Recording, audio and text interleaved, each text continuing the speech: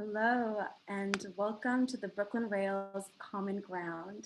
I'm Anya Bernstein. I'm a production assistant here at the Rail, and I have the pleasure and privilege of being your MC today for a conversation with a team of collaborators behind the Oakland Saint-Denis Project, thinking innovatively about cities.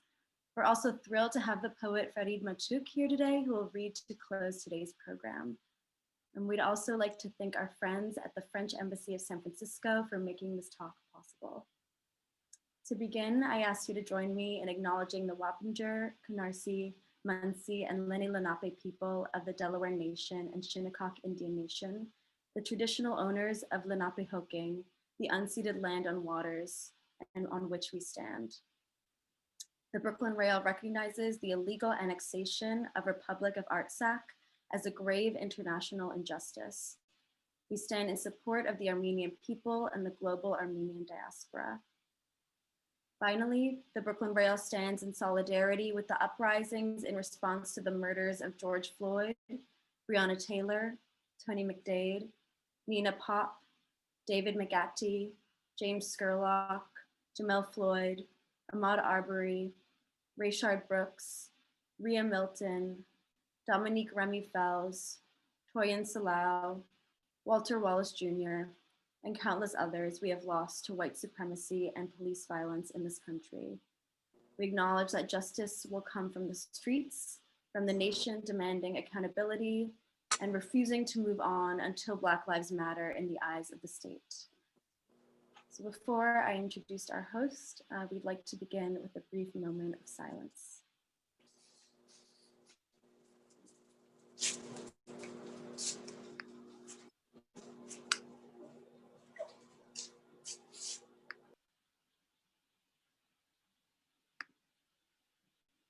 Thank you. And now to introduce today's host. Malvika Jolly is a writer and events assistant at the Brooklyn Rail. In addition to the Thursday Common Ground series, she sometimes helps produce the Rail's new social environment. She tweets at Dinner Theatrics. Malvika, take it away. Thank you, Anya. So I'm Malvika, as Anya said, and I'm so excited to be joined by this group of theater makers, cultural workers, museum directors, overall superstars, and diverse collaborators coming to us live from Oakland, California, Saint-Denis, France, and many other places. I'm especially excited to share notes about how culture builds our cities, a theme that is relevant to all of us. This conversation will also celebrate the recent publication of their text, which shares their findings, roadmaps, and best practices for all sorts of things, such as reclaiming cultural spaces, resisting real estate pressures, sticking it to the man, and new models for tomorrow's cities. To begin, we're going to play a short video that introduces their collaborative project, and then I'll introduce each of our speakers in turn. So excited to have you.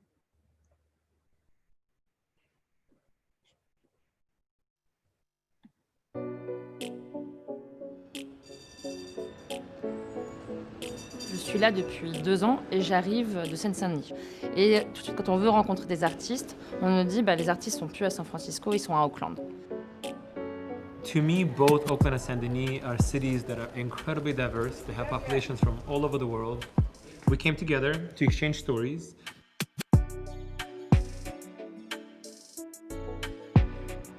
These two cities are going through very similar things, maybe at slightly different times. One very simple thing that obviously both places are going through is gentrification.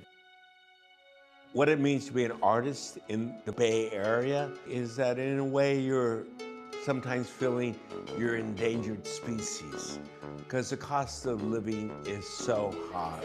Similar to Saint-Denis, there's a lot of industrial spaces, warehouse spaces. Finalement, dans les deux cas, y a un enjeu de maîtriser le foncier, maîtriser la durabilité du bâti.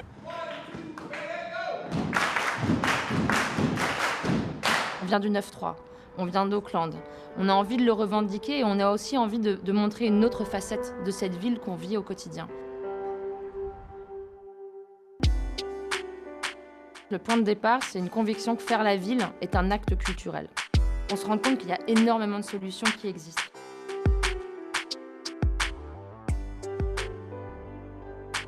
The moment we reflect with another city, it takes us out of our bubble and makes us think, oh, this is a global thing.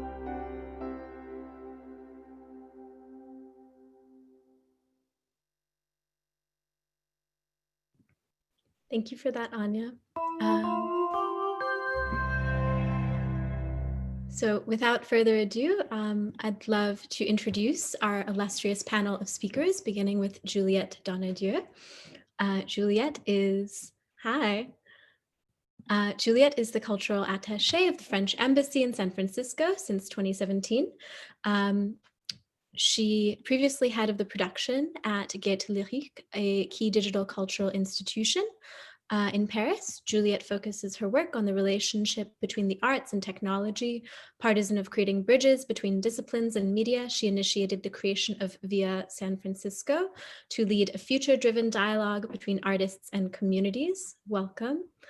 She's joined by Simón Adinia Hanukai, who is a theater maker, director, educator, and co-artistic director of Kaimera Productions, who splits his time between New York and Paris. Originally from Baku, Azerbaijan, he started his career in Oakland, California, which we shall hopefully hear more about shortly.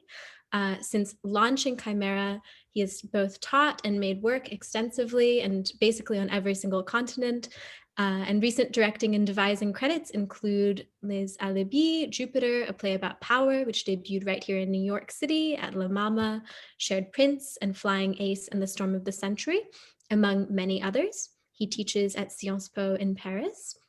He's joined by yet another Juliette Bompoint, who is a multifaceted cultural entrepreneur and director of Main d'Oeuvre, a nonprofit art space in Saint-Ouen, a suburb of Paris. Using an approach which spans music, theater, dance, visual arts, and public space, she combines the social and solidarity economies, dynamics of cooperation with cultural subjects. In particular, she has an eye on the international. And finally, she is joined as well by our very own, I say our very own because you're stateside, but our very own Lori Fogarty, who is the director and CEO of the Oakland Museum of California, a multidisciplinary museum that brings together collections of art history and natural sciences to tell the extraordinary stories of California and its incredible people. She has worked in particular to resituate the visitor at the center of the museum experience and in turn to focus the institution's efforts around community engagement and social impact, things that we're really looking forward to hearing about and hopefully implementing in our own lives. So I'd love to turn it over to Juliette to introduce the project. And I was sort of wondering, Juliette, can you tell us a little bit about how this collaboration got started and how the idea came to be? Thank you, and good morning and good evening for French friends. So yes, my name is Juliette, and I'm based in San Francisco. So this, I think, has the video just said this is global. I think we are talking about gentrification. We are talking about rising of cost, displacement of population, and increase of social and racial inequalities in France and here in the US. And I think the starting point is how can we learn from each other? We are coming from very different cultures, from very different histories, but we are facing the same challenges. So I think the first point was how to learn and how to identify the different experimentation and innovation that are developed in the different territories. So thanks to, thanks a group of very multidisciplinary partners, and I'd like to thank them, because this project wouldn't be possible without them. So first, it's of course the two cities, the cities of Saint-Denis and the cities of Oakland, and also, the California Humanities, the French American Cultural Societies, the Institut Français, and Légende Urbaine.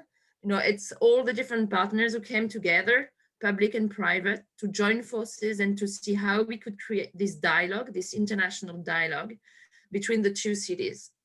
I think the question that we raise is how can we empower cultures in our cities?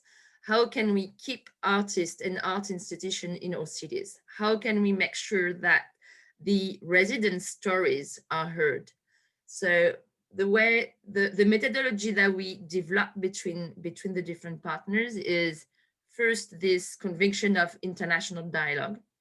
The second one would be how to put around the table different practices. We believe that a city should be made collectively. So we need to have the different voices. So we gather artists, art institution, local authorities, urbanists, urban agency, universities from the two territories to learn from each other. And I think what was very interesting is the gap in translation between the French and English, but also between the practices. When an artist is talking to an academic, to an architect, to a real estate developers, you have those gap. That's exactly where we were looking at. What we were looking at is how then can we learn from that? And so what we did, we organized 2 learning expeditions, and I think you saw some visual with in the short video. So a group of people from Oakland went in Saint-Denis, and a group in Saint-Denis came here in the Bay.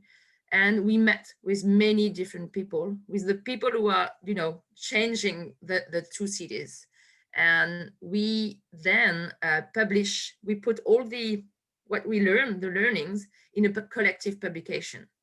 And this is the starting point. I think this is exactly where we are right now. And I think we want to enlarge the conversation with other partners, with other communities, arts and urban communities in the two cities, but also in other cities. So we are really, thankful that Brooklyn is, getting interested in what we do, and to see how we can continue this conversation, broadly.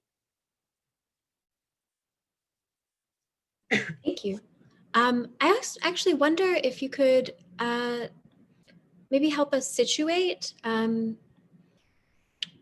situate Saint-Denis for us a little bit. I feel like maybe we should just do this off the bat, because I feel like our audience might be more familiar with Oakland as a space and a landscape. But can you, feel free. And I think our, Simón and Juliette will, talk about Saint-Denis. So I'm coming from this territory, before moving here. So it's Saint-Denis. It's in the north of Paris. So, and the way you can define it when you just don't know is like you have to cross what we call in French the périphérique. It's the main road that is all around Paris, and it's in an incredibly diverse cities with many, many challenges. And I think it's, a place where, it's an historical place because it's where you have the basilic. It's where you used to have the King of France there. So you have this intersection of history and very vibrant communities living there. This is also the place where the Olympic Games will be in 2024. So this is, at the intersection of many projects and many life. So, and Oakland here for French people is in the, on the other side of the bay, in the East Bay, and it's across the bridge. So you can have this similar, perspective about it's not at the center, it's in relation with the 2 big cities, Paris and San Francisco, but they have their own identity and they have the sense of belonging, which is very, very similar, and you can feel it in the 2 territories. So I think the perspective from the beginning was, for once, let's start from those 2 territories and looking at what happened there, and looking at all the different, the people who are making the different, the life there, and seeing that they are developing different innovation and experimentation that should be known and should be developed in the different, in other territories. I love that perspective of starting from the margins. And I think that's a beautiful place to move to Simón, who I think will speak a little bit about a performative project. And Hi, folks. My name is Simón Adinia Hanukai. I am originally from Azerbaijan. I grew up in the San Francisco Bay Area, spent a number of years in New York, and now I'm based in Paris, France. And I'm artistic director and co-founder of Kaimera Productions. And here are some images of our past work as I give you a little bit of information about the company. So the company is based in Paris and New York. And the goal is to use our interdisciplinary projects that ask large societal questions in order to create a space for dialogue.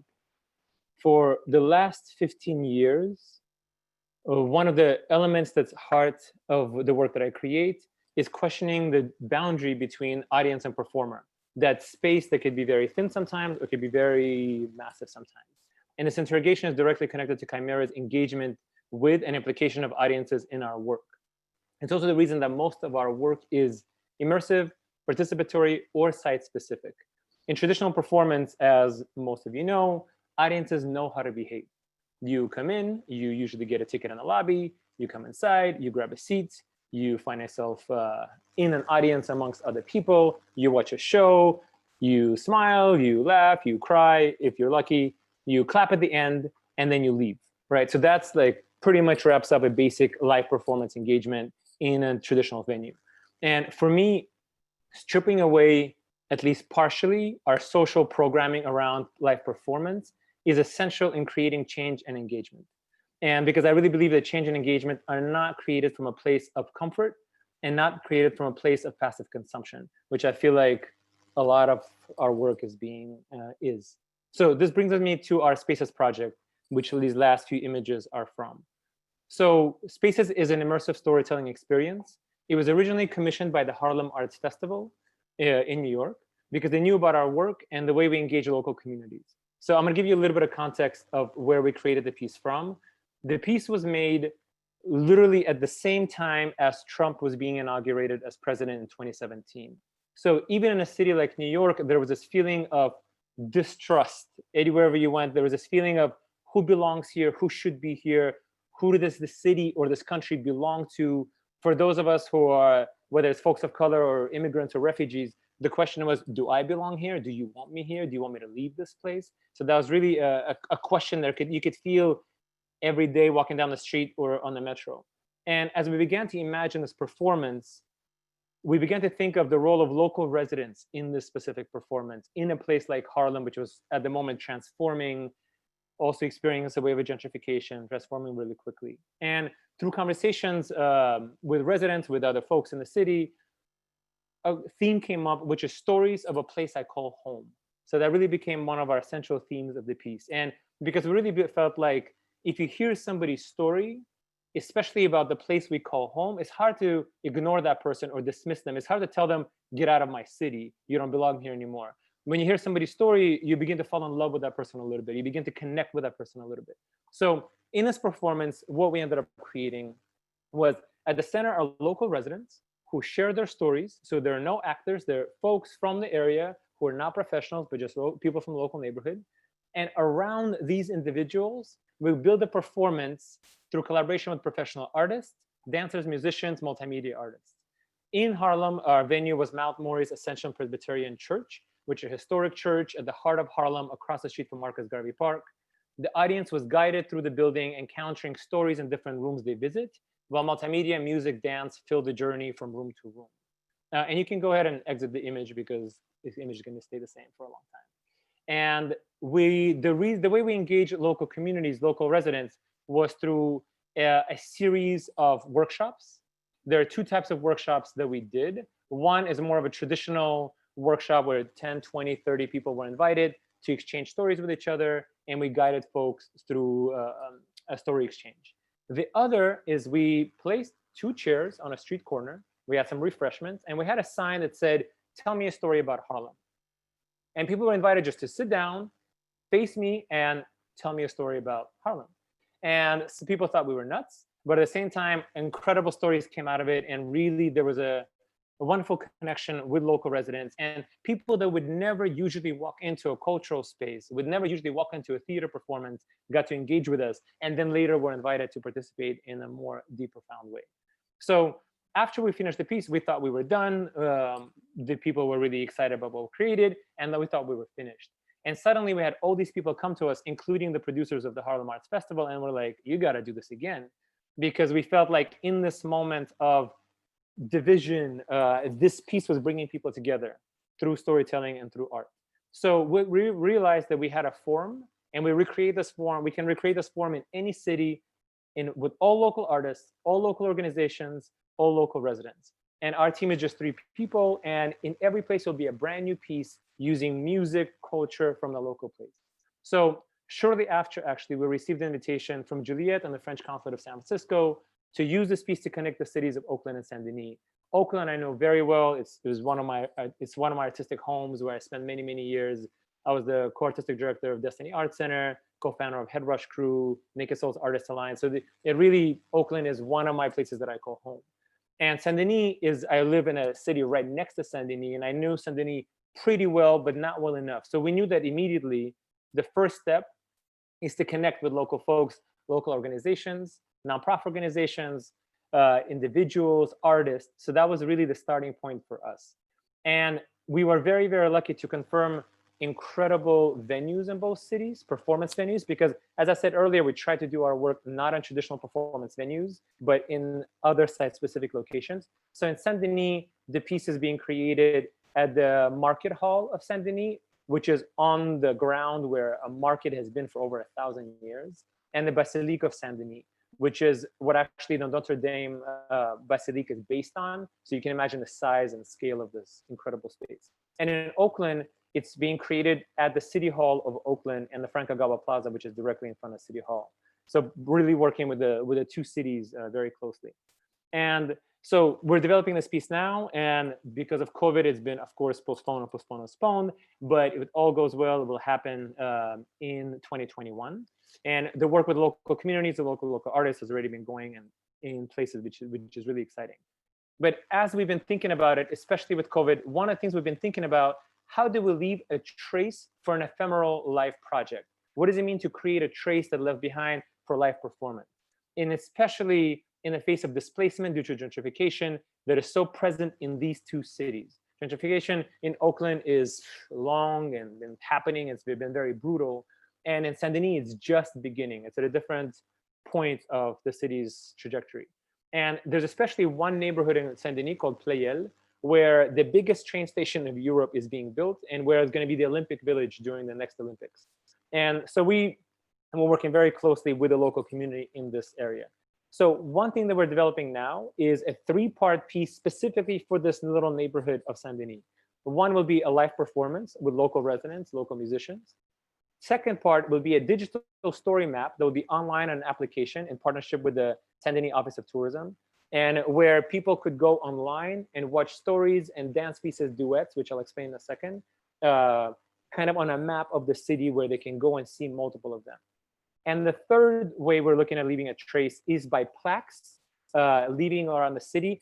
I'm sure you've seen in places that you visited in the past, where your city or other places, they're usually little plaques with a name of somebody, the year they've been in that building, something important they've done, and it's usually men, they're usually white, and they're usually dead.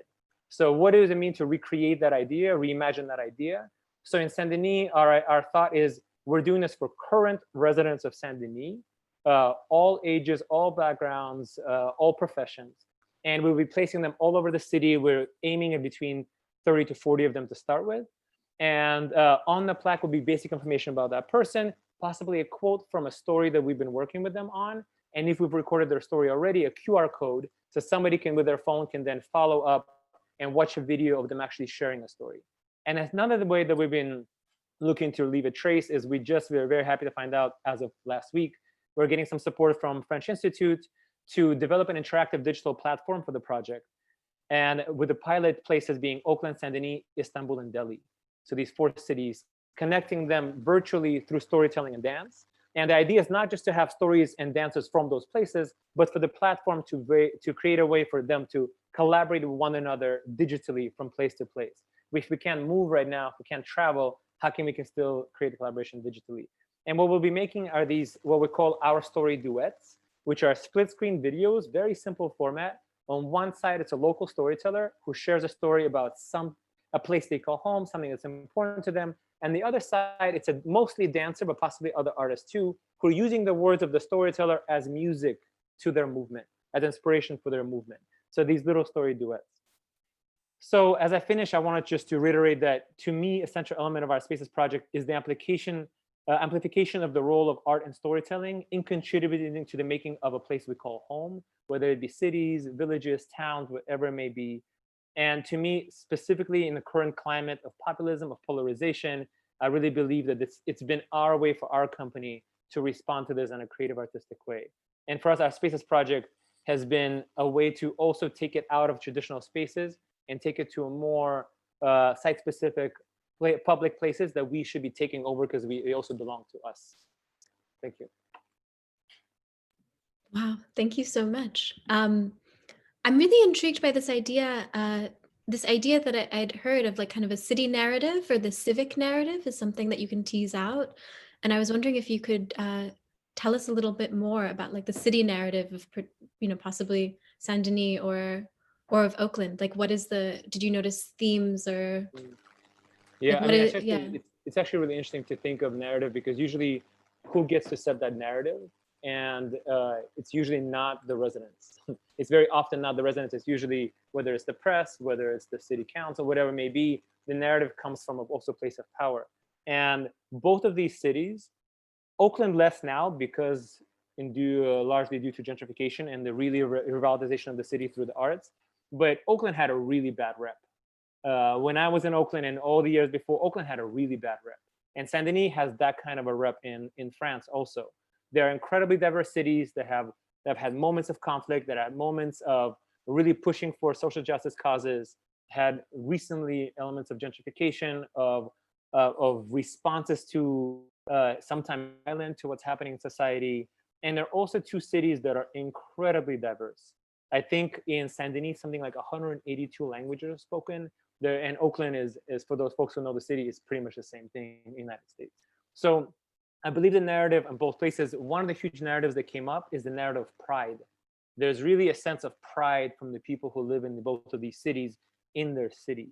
And really a feeling of like, this is not a place for you. If you come to both of these cities, you won't forget it. It leaves a mark on you. It leaves, if you spend a few days in both Oakland and Saint-Denis, you know that it's not just a place you come through and you forget, but it really drags you in and pulls you in. And there's a feeling of vibrancy, of not always peaceful. There are moments of discord, there are moments of violence, but at the same time, it's a place that pulls you in and holds you in. Thank you so much. I'm so excited you're coming to Delhi. That's a little fabulous. It's our second time doing a project in India, and it's really, really exciting. Oh my God. I'd love to turn to Lori now to hear a little bit about maybe the space of the museum in cultivating those narratives.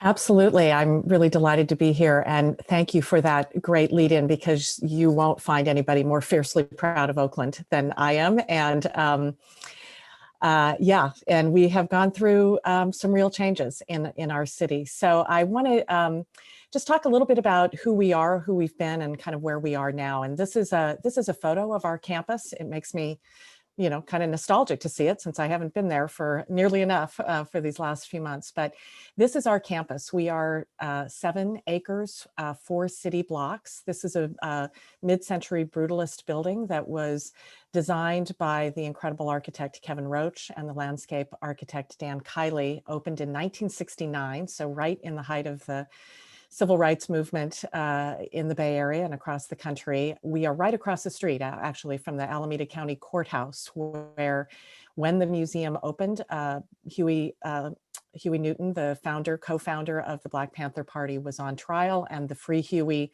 protests were happening right across the street. So it has been always, it was funded by public dollars, a tax bond, and was a department of the city of Oakland until 2011. So it has always had this very strong civic mission and was really known as the Museum of the People when we opened.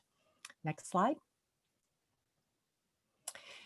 This is a view from one of those beautiful rooftop terraces, and it's looking down at Lake Merritt, which was also featured in the video.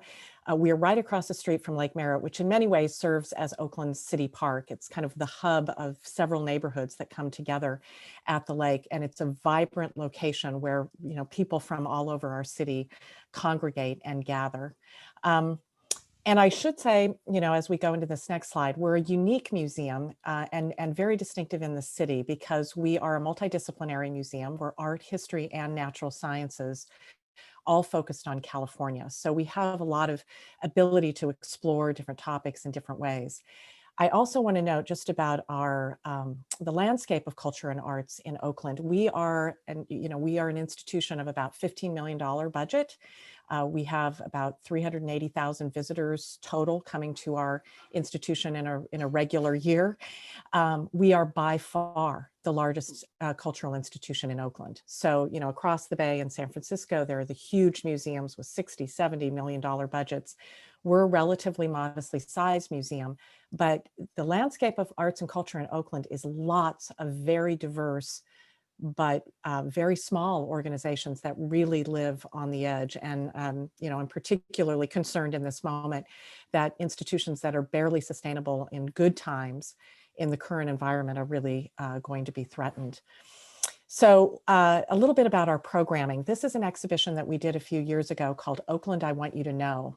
So one of the things that we have shifted in our thinking in recent years is to be, yes, a museum, but also to be this community anchor and a real center of dialogue. And we conducted a neighborhood study in 2013 to really understand more about our neighborhood, the desires of our neighbors, the needs for our neighbors, and then built a lot of programming around that understanding. And this was a show actually about gentrification. It was completely co-created with neighbors, with community organizations, and an artist. And this was an area where visitors to the exhibition could actually share with their elected officials, with our elected officials, what they wanted them to know about our city. Next slide. Simón, you mentioned a program that happened during the 2016 election, and this was what was going on at the Oakland Museum. This is the entry to our exhibition, All Power to the People, Black Panthers at 50 in 2016, an exhibition about the founding, commemorating the founding of the Black Panther Party in Oakland in 1966. And of course, you know, we had been developing it for several years. When it opened was, you know, October of 2016. So at the height of that point, the protests in support of Black lives and also the election. And it was transformative for us. I'll show you the next slide. Here, we showed the 10-point platform, the manifesto of the Panthers, written in the hand of Bobby Seale and Huey Newton, and then these points on the wall. And this really became a mecca for people to come visit and come together in this moment for our city. Next slide. This is also a recent exhibition on hip hop culture and more blending of performance space for us with exhibition space. Next slide. And then a real game changer for us in the last few years, which has been Friday nights at the Oakland Museum of California. So it's a street party. We do it not once a month, we do it weekly, pre-COVID times. And it has become an incredible gathering place for all of Oakland. Next slide, you'll see more. We do live performance. We have DJs, we have food trucks, family activities. And at our peak, the summer before last, we were welcoming about 4,000 people a week during the summer to Friday nights. Next slide. So a couple of things about where we are now and really thinking about our role in the city. This is actually current. This is our gardens under construction. One of the big things we have done in these last few years is to see that as much as our building was centered in Oakland and centered in this incredible neighborhood, our brutalist architecture had kind of closed us in. So we are opening and physically changing the space. And it's hard to see here, but that back corner had been a concrete wall, and we have opened that up completely so that people can come right into our gardens from Lake Merritt. So we are literally throwing out the welcome mat and opening our space to our public and to our neighbors. Next slide. And I'll just end with this, because a lot of this discussion that we've had with our neighbors and cultural exchange is around what is the social impact of the arts and of a cultural organization. And this is the work we have been doing in recent years to better articulate and then measure what we consider our ability uniquely as a museum to support community well-being. And it really has to do with social cohesion, that like many cities across the country, the challenge for Oakland is social fragmentation, the separation of people by community, which is often by race, by economics, by educational level. And then what we can do as an institution to foster trust, connection, and understanding between people and social groups. So that's where we are now, and eager to share more with you all. Thank you so much, Lori. I love the idea of a people's museum and sort of the museum as the barometer for the community. And And I think that sort of moves us very beautifully over to Juliette, Juliette Bompoint, who I'm very excited about. I think this is like going to be fabulous. Okay. Hello, everybody. So I'm sorry for my English because it have been a long time. I didn't speak in English because I had just before a long conversation in Spanish. So I'm really sorry if it's not so clear. So I apologize also because I don't have any photos, but you can imagine more without without the photos. So I'm Juliette. I'm the director of Main d'œuvre in Saint-Ouen, which is not really Saint-Denis this time because it's really close, but we organize a lot of projects with Saint-Denis and we know them very well. So I think it was really important that we are part of this partnership. And Main d'œuvre is a 4,000 square meters building, and it's a space for imagination of citizen and culture. So we welcome more than 250 artists by year to accompany them in their development. And we organize also more than 300 events a year in all the cultural disciplines. So we have music events, theater, dance, exhibition, and we also combine a lot of citizen initiatives. So we have really different people, and the goal of the space is more to help to support the meeting between art and society. So we have a lot of activities that are not in the building and that we organize with a lot of partnership in the neighborhood. So we have a lot of different partners in the hospital or in jail and different schools or social partners. And we support the artists also to develop their capacity to involve these society projects.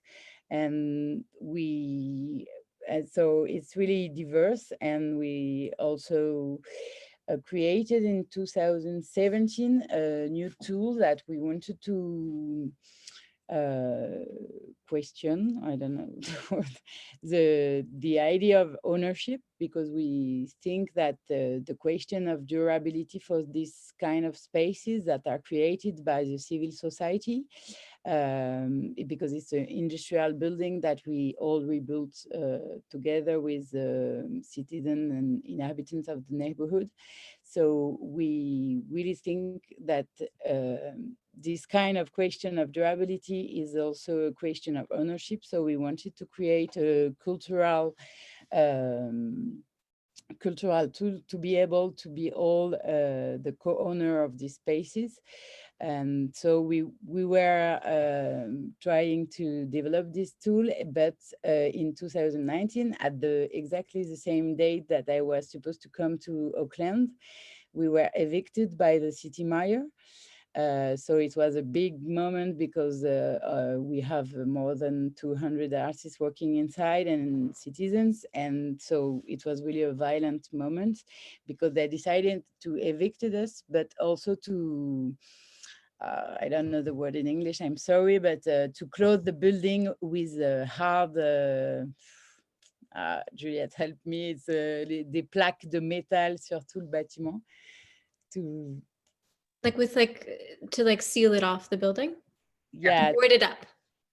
Yeah, completely. And because for us, it's really a symbol. The building is not so interesting, but it's really important for us because it's like a work tool, really important for a lot of people, and we welcome a lot of visitors, like more than 400,000 a year. So for us, it was really.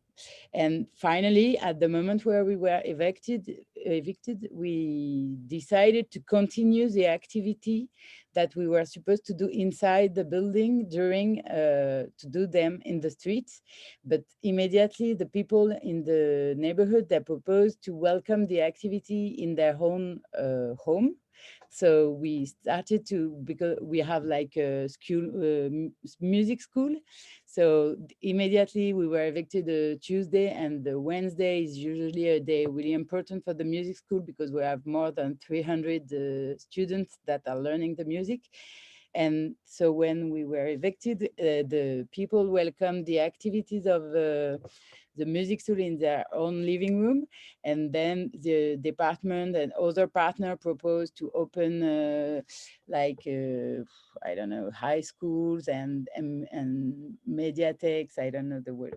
And so we started to organize the concert in other spaces. So finally, during 4 months, we were in the street, but we were not exactly in the street. We were like in 40 different spaces in the same city. So, and finally we had in the same time a juridic fight. And finally we won this juridic fight because it was, because we received at this moment a really big support of the more than 60,000 signed the petition, or, you know, and so finally we won and we could go again inside. And at this moment the COVID crisis arrived, so we had to go back again, but we still maintain an activity during all this time. And during the summer we could finally go inside, but we had to rebuild the building because it was really destroyed by the city mayor. And finally at this moment in the summer there were some election and the city mayor go back. So finally the story is well ending, but it was a really hard year for us. So at the moment we still don't have a normal activity like a lot of cultural actors. So we now joined the whole world with these problems, but it was like a really special year for us. And so now we are working to the future, starting new project. And I'm with this cooperative that is supporting the question of ownership. We are working for the city of Saint-Denis on the question to be a European capital for culture in 2028. So I think it's a really important question with this partnership with Oakland, because the question to recreate a center for the city, and how finally what we do, what we are creating in this suburb are so important that can become the capital for us. I don't know if you want more. Sure. Yeah, well, I would love to hear, and I want to open this up to everyone else on this panel as well, but I was wondering if we could also talk about different models of what you've just done, of standing up to real estate projects, and different models for arts and cultural land use. Because so much of the story that you've told to me seems like, you know, abandoned factory site of the commons, and so much about the reclamation of that space. And it's so inspiring that you went and sort of fought it legally and won. Yeah. Yeah. So there are really different real estate models. I think we looked for a lot of them in Europe, and it already exists, for example, in social, I don't know, the habitat partagé. No, I don't know. Okay. The shared habitat. The shared habitat, but it doesn't exist for cultural spaces, really, even in the other European countries. And the idea was that at the beginning of the story, we didn't get any money, of course, because I didn't say that Main-d'œuvre is also one of the first spaces in France that was looking to create its own money. So we received like 40% of public funds, but we create 60% of our own resource, which for you is maybe not so innovative, but in France, because we have a strong Ministry of Culture, it's usually cultural institutions have many public grants, but Main-d'œuvre was one of the first who said that no, we can create our own money because we can finance the project we want. And finally, this question of real estate is also the way that we created or proposed it with other cultural spaces like 6B in Saint-Denis, Villa Médicine, Aubervilliers, different ones, that we wanted to create our own money. And because we didn't get, we asked for collectivity or I don't know, the public or private owners to offer us these spaces, because we say that if we don't own them, we will all disappear. So we have to strengthen us. So maybe if we can't buy them for the moment, because in the city or in the suburb, even if Saint-Denis is less expensive than in the center of Paris, it's already some millions and millions of euros. So we asked some private real estate companies that if they were participating to big concourse at this moment, and we proposed them, if you want us to be with you, if you want a real cultural center in your new area, we propose you that we do it, but you give us the building or the landscape more than the building exactly. It depends on the different projects we had since this moment. And we won 3 different cultural spaces for €1 each. So now we can join them and create a real guarantee for the other one who wants to buy their own cultural spaces. So it's not already fixed, but we are creating this model in imagining it with different projects that we are already in the moment running. It's incredible. So here we have a panel of people so diverse working in different parts of arts and culture. And I'd love to sort of open it up a little bit. One thing that comes to mind hearing each of you speak about your projects and your collaborations is that, so one of the essays in this text that they wrote has a gentleman who says, sort of describes how social relations embedded in belonging are the thing that creates civic life. And my question is sort of that I feel like what you're saying points to sort of not just a new model for a city, but a new model for a sociality. So like the city creates the environment for a new style of living.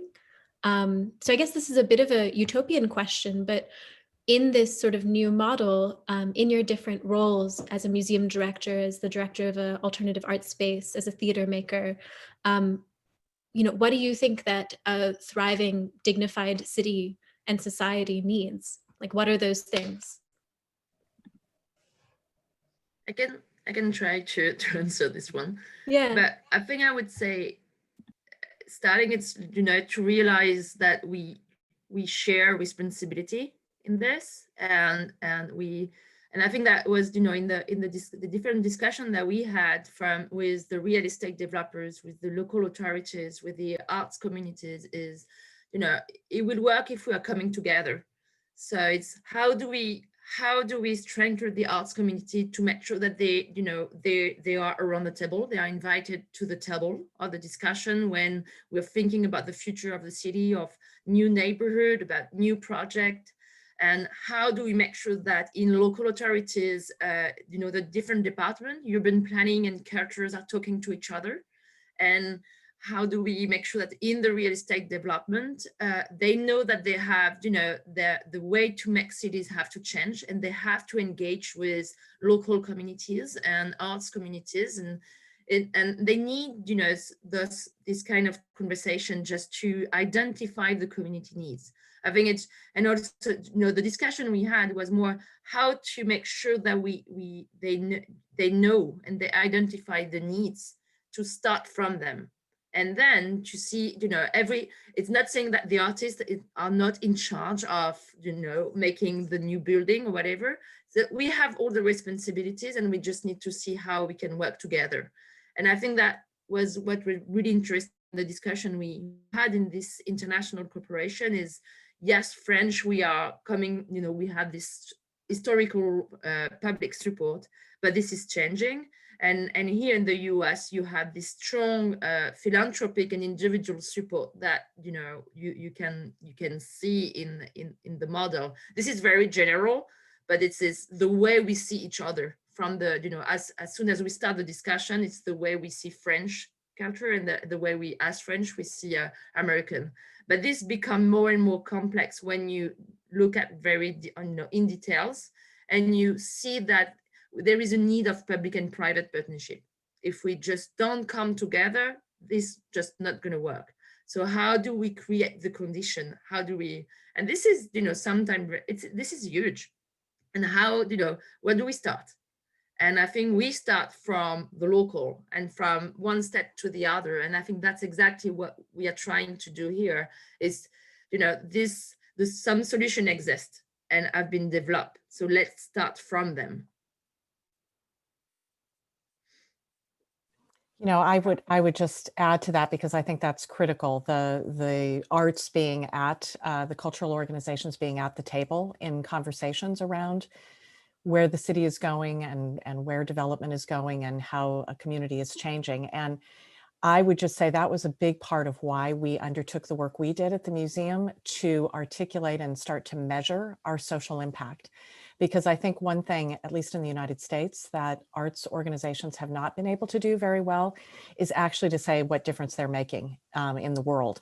And, we can tell great stories about our exhibitions and our programming and our, the work we do, but we haven't been able to really say, and so what difference does that make in our city? And that's why we really undertook this work we did around identifying, really studying, and we brought in social scientists to help us think about that, because in the United States, most cultural organizations do not have experiences developing theories of change and social impact statements. And then being able to actually measure it with our visitors and being able to tell that story. That I didn't show the metrics we use, but essentially they're around, our visitors tell us they feel a sense of welcome and belonging. They see their stories reflected. They see the stories of other people reflected and have new empathy. And they connect with other people, most importantly, not just people like them, but people different from them. And we had started to really measure that for a full year before we had to shut down. And it's made a difference in how I'm able to share both with public agencies.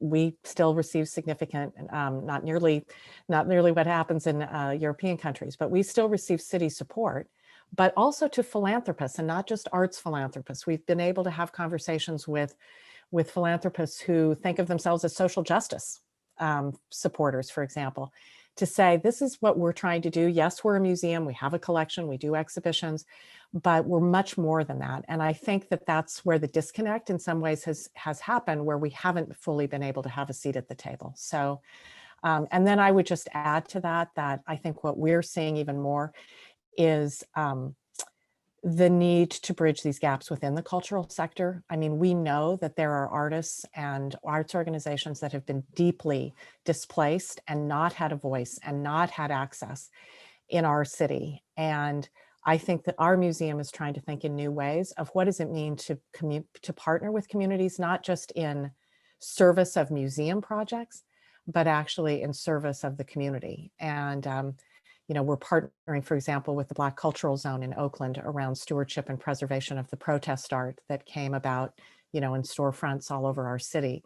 Not for us to collect it and exhibit it, but actually to support the work of Black-led organizations and artists as we can, to have that work be a platform for dialogue.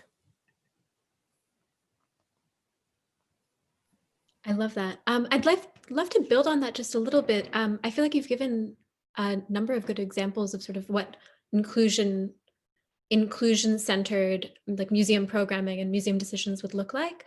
I'm wondering if you and possibly also Simón, if you could sort of flesh out like what, just so that we can imagine it, like what would the role of the museum in a society where arts and cultural workers have a seat at the table where those decisions are being made, like what could the role of the museum or of the theater group possibly be, sort of to and with the people?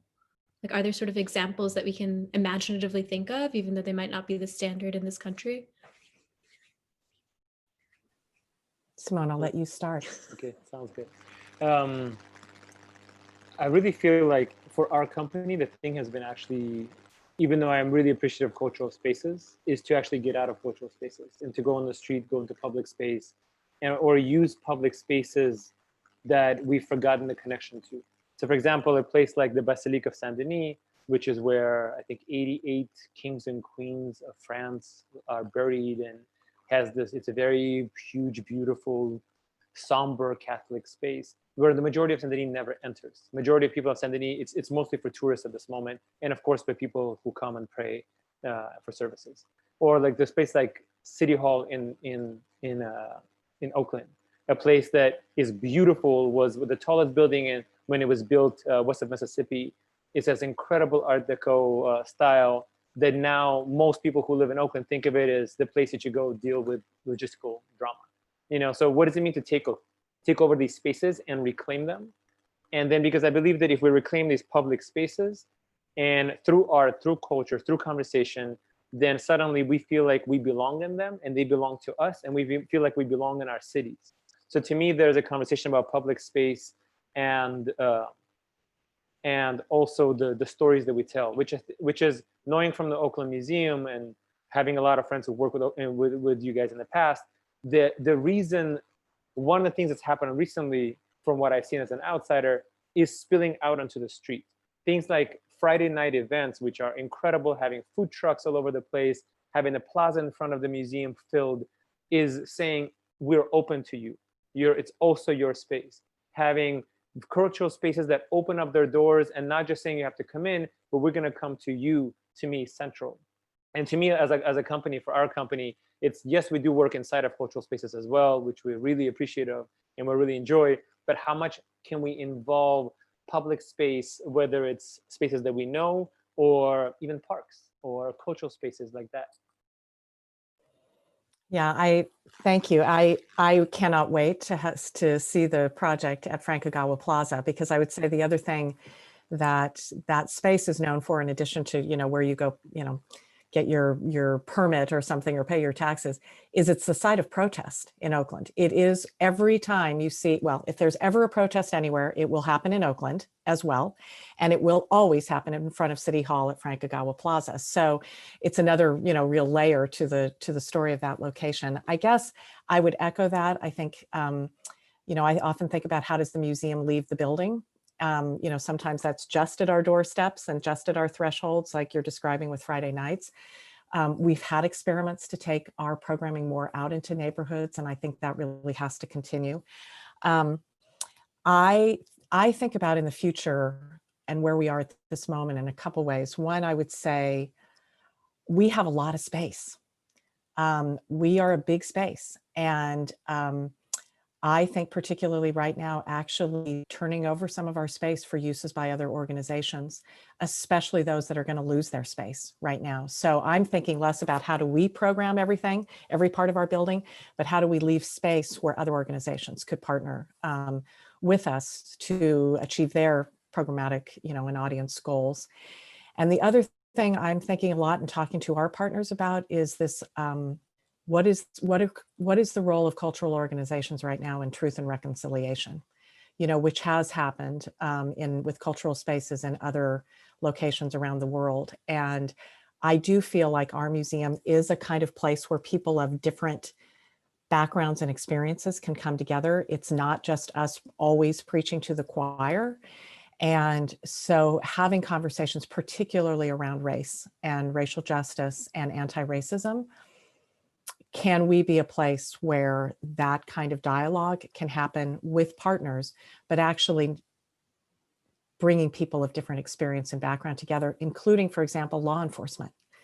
You know, we were a department of the city of Oakland, so we have strong city ties. Would it be possible to bring people from the educational world, the justice, you know, sector, et cetera, together in conversation using our art, our collections? We have incredible collections as sparks for dialogue.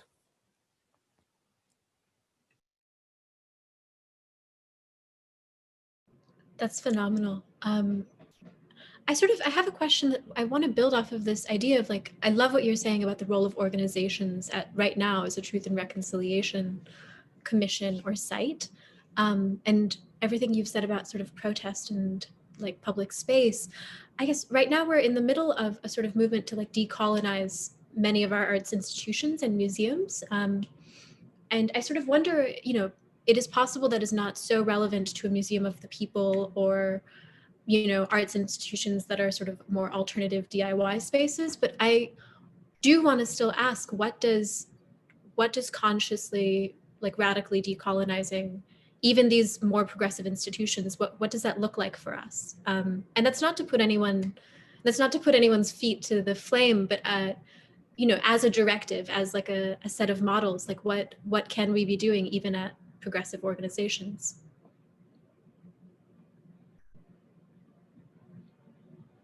I'd like to jump in by saying one thing is make sure that people in the decision-making space come from a variety of different voices. I feel like a lot of time arts companies and arts organizations, we are thinking that we're creating work for everybody, and the people who are maybe receiving the information are, but in the creative circles, in the circles where decisions are being made, they're all often very homogenous. So what does it mean to create decision-making for an arts company such as ourselves, which is a small company? We make sure that every single creative team around every single project comes from tons of different backgrounds, tons of different perspectives, and can call each other out when there's something that's not cool. So what does it mean to listen to each other, to support each other, and to call each other out when needed? And I feel like that to me, and in that also, when you can bring a variety of ages, right? Sometimes we forget that age plays a huge part in decision making. So what does it mean to actually add that to the conversation as well? And obviously backgrounds, racially, ethnically, land-wise, distance-wise. One of the things that we've started at our company is this thing we call Immortals. And the Immortals are experts in the arts and experts outside of the arts. And it's an international cohort. We have members from 5 different countries on it. And we meet every 2 months to discuss topics of conversation, to discuss each other's project, and to be there just to support one another. So it's, what does it mean to also collaborate across geography? Which is one of the things that really excited me about this Oakland Saint-Denis project. It's when you leave your city, still holding your city closely, and connect with another city, you're able to reflect what's happening to you. You're able to learn from what's happening to them, and it becomes a dialogue. And you start to realize that the things that you're going through are not just in your place, it's just in your city, and you get to see them through a different lens. I feel like that's why a lot of science fiction pieces actually are able to make us think about things about our world in a different way, because they take us out of our planet or see our planet in a different way. So to me, that kind of cross border collaboration is actually very much related to what's happening in our countries and coming from a very much conscious and progressive mentality. I would just add a couple of notes to that. First of all, the really thinking about who's at the table for creative decision-making is critical. And I will fully acknowledge that we are on that journey.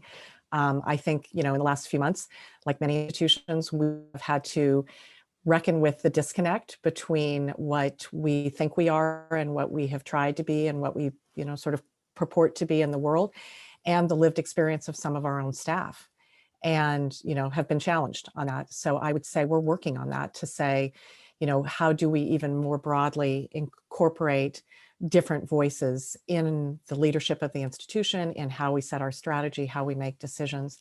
I will give just one specific example, though, of kind of how we're trying to think right now differently about this, which is around collecting. Because, we have a huge collection, and a lot of people have said, okay, how is the museum collecting this moment? Whether that's, we have a face mask from the 1918 pandemic in our collection. From the influenza. So, and let me say that face masks have not changed that much in 100 years. So we collected at that moment. We've collected from Occupy Oakland. We collected from the Women's March. We've collected, we have a huge political poster collection. And we realized that this idea of just, go out in the street and grab something is not the way we should be collecting right now. So our curators have given a lot of thought to how do we make sure that people are reimbursed? How do we make sure that we have not just the sort of iconic objects of this moment collected, but artifacts that represent communities or tell the story of communities whose stories are often undertold?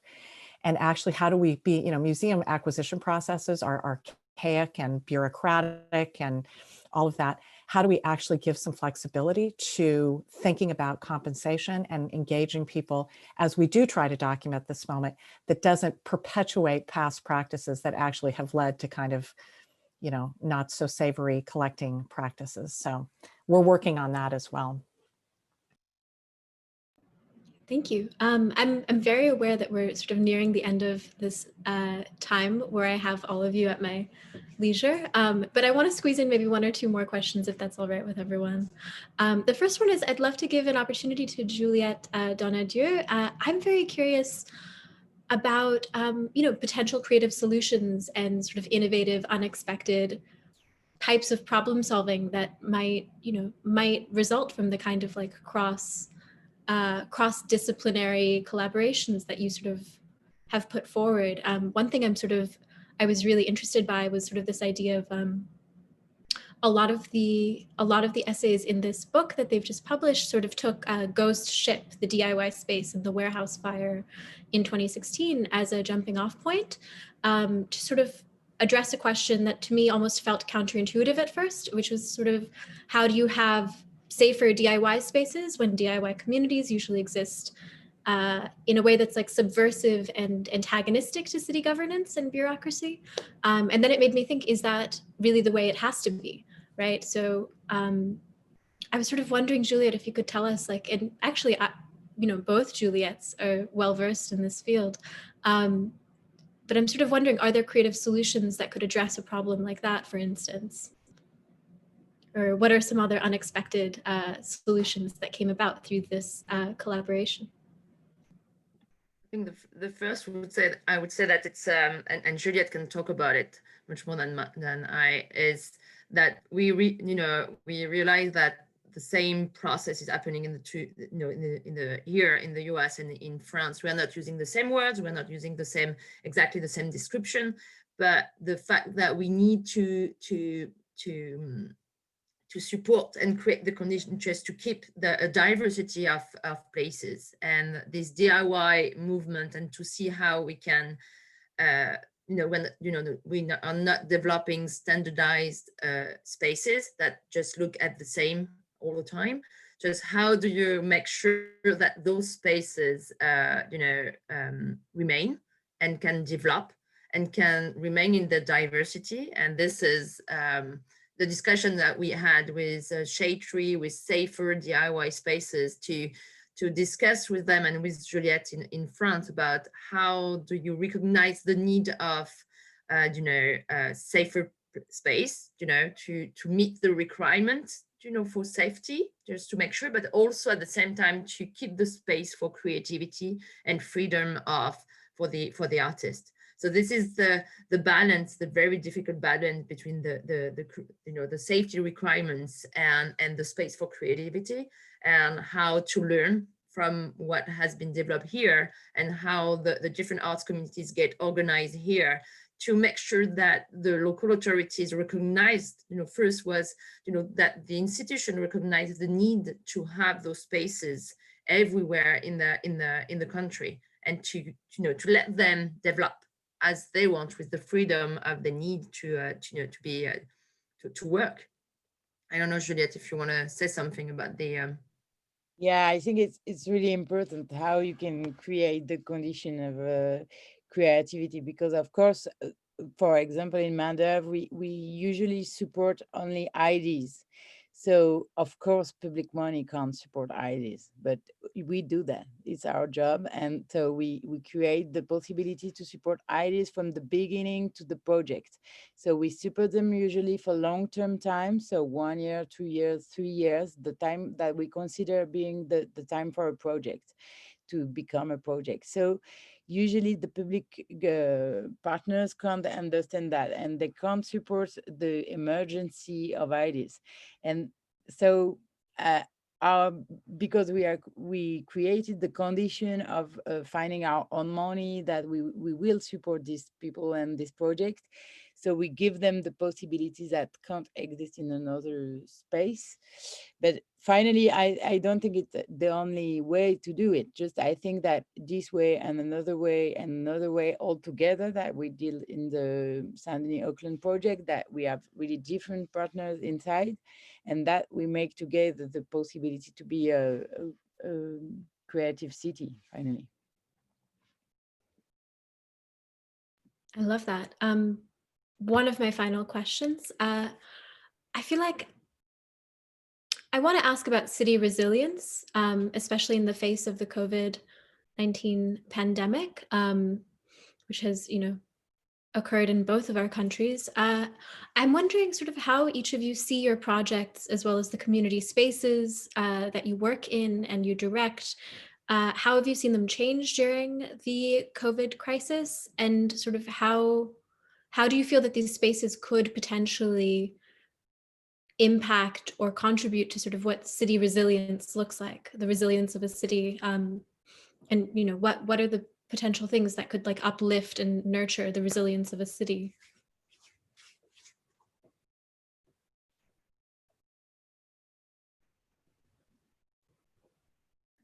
It's a huge question. I think we have, and there are really difficult words for me, but I think there are a lot of questions that emerge from this time with the space of nature in the city. I think that before we had some project, like sometimes, but now it is the main project we have is like, how can we put more nature and healthy project in the life of people, and how can we impulse more space for resilience and nature in the city. But there are a lot of different ways to do it also. I mean, it's such an active topic for us right now because, as I've described, our whole social impact work was around bringing people together. It was about social cohesion at a time that we're now faced with social distancing, right? And I would say it's going to be difficult, and we think that it's going to be quite a while before people will feel comfortable gathering in the numbers that you saw for Friday nights. And at the same time, I think people need to connect with people more than ever. So we are seeing that outdoor space that I showed the image of as being just absolutely critical right now, because it is connected with the city. People are feeling safer outside. We've created this beautiful new space. Who knew, that it would probably become our main space in the coming months. We are also really rethinking the exhibition programming that we're doing, and even ones that we had fully in the pipeline. Interestingly and coincidentally, the exhibition that we plan to open this fall, which will now be the first exhibition when we are able to open, is called Mothership: Journey to Afrofuturism. And it is about imagining a more vibrant future for the African-American community. Couldn't be more timely. And we've completely redone the ending of that exhibition to make it about Oakland and about envisioning a different kind of future around racial equity. We're also working on a project called Starting Over, because artists have been the people who have led cities and experiences in times of rebuilding. We have great work in our collection by artists who helped reimagine the Bay Area after the 1906 earthquake, for example. So our curators are tapping into those collections to say, how can we give inspiration to the role artists have played to reimagine after disaster, after trauma? So it is really causing us to think differently about how we program and how we use our space. Yeah, I can jump in just really quickly also on this. To me, it's the idea of proximity is really important. And I feel like now we've all forgot what it means like to hug a friend or hug anybody or touch anybody in a long time who is not just living with you at the moment. And I think the culture has a space of, it's not necessarily a physical hug, but to bring people in. And what does it mean to connect people and bring them in? And it's always been a question for me in the work that we create is, how do we bring people into whatever we're doing and creating? And now, obviously, I'm not interested at the moment to make a live performance online, but I'm really interested in creating an online, like what I was mentioning, a trace of the work that we're doing. And this is why we chose this idea of personal stories online, paired with artistic responses to those personal stories. Because right now, a lot of us are turning to storytelling at Netflix, on Amazon, on other film online forums. But what does it mean to still have a space for local residents, for people to share, just for people, normal people to share their stories in a more public forum, but with an artistic component attached to that? And I feel like that kind of trace, to me, is important in a moment like that. And I believe that 20 years from now, when we listen to these stories of today, it'll be interesting to hear what was that caption, what was that moment?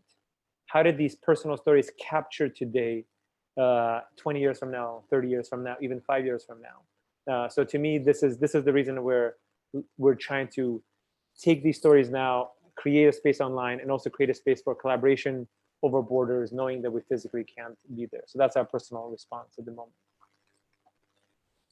I don't know, maybe on our side, at the Villa San Francisco, what we're trying is to see how to continue and engage the dialogue between artists and communities. And so the way we're going to do is like to continue this kind of project. We're going to have more dialogue. We have this Night of Ideas coming at the end of January with the theme closing. How do we close the distance? And, inviting same way, inviting international voices and from very different practices to share, to open new windows and see where we could go, where we could go together.